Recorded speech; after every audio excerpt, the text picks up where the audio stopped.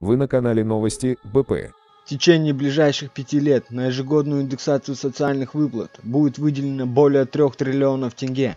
Размер солидарной пенсии также будет ежегодно индексироваться. Об этом сообщил президент Казахстана Касым-Жомарт Токаев.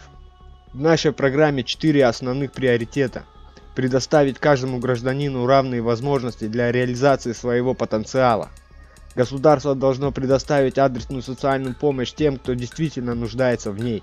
При проведении социальной политики будут усилены меры по оказанию адресной социальной помощи гражданам, оказавшимся в затруднительном положении. На этом у нас все. Кому понравилось, ставьте лайк, подписывайтесь на канал, пишите свой комментарий. Всем пока-пока.